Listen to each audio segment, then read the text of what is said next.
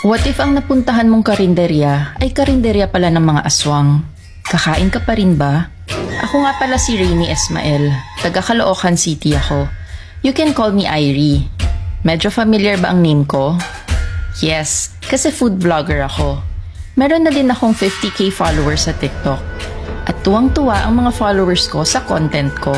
Kasi syempre, lagi akong nakakakain sa mga mamahaling restaurants at ng mga masasarap na pagkain. Yung tipong maglalaway ka talaga sa sarap. At syempre ang mga Pinoy, mahilig kumain. Kaya madami ako laging views. Isang privilege ng food vlogger ang kumain ng libre dahil sa mga invites ng mga restaurants. Minsan naman, discounted ang pagkain namin kung hindi libre.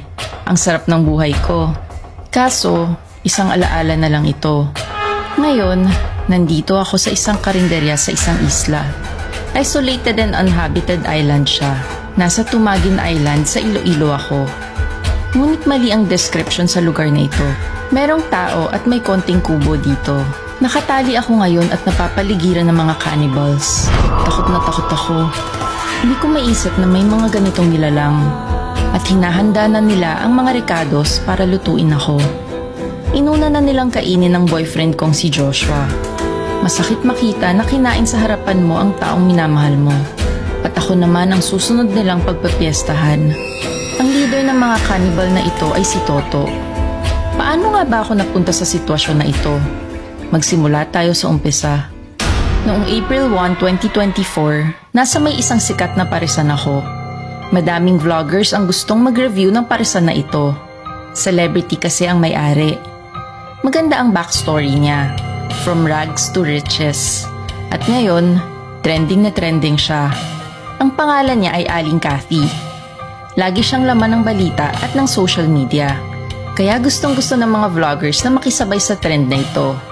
Basta lumabas siya sa video ng mga vloggers, tiyak, madaming views.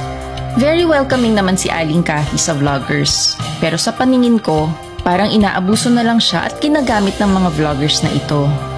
Kung ganito pala, bakit ako nandito? Gusto ko bang sumikat? Hindi. Kasi nga, madami na akong followers. Gusto ko lang talagang matikman ang pares niya. Kung hype lang ba talaga o hindi. Pero sa loob-loob ko, syempre, gusto ko din ng maraming views. Pagkatapos kong kumain at ma-interview si Aling Cathy, nakita ko ang mga sikat na food vloggers. Si Jake Maglapit, Dennis Martinez, at si Romeo Diaz. Nasa milyon na ang followers nila.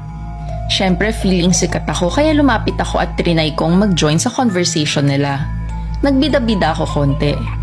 Pero sa itsura nila, parang na-judge na ako. Naramdaman ko na I don't belong. At dahil dito, I decided to shut up at makinig na lang sa usapan nila. At bigla nilang pinag-usapan ang pinakamasarap daw na kambingan o karinderya sa buong Pilipinas. Nagtalo-talo sila kung ano ang pinakamasarap. Hindi ako makarelate kasi di ako kumakain ng ganun. After a few minutes, parang nag-agree silang lahat na ang the best karinderya ay sa Tumagin Island sa Iloilo.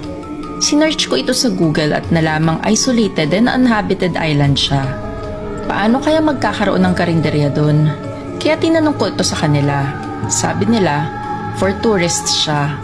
Kaya pwede namang dalawin ng isla. Nagkikater naman daw sila sa mga turista. May isang kubo daw doon na kambingan lang. Sabi ko, ang weird naman at parang nakakatakot.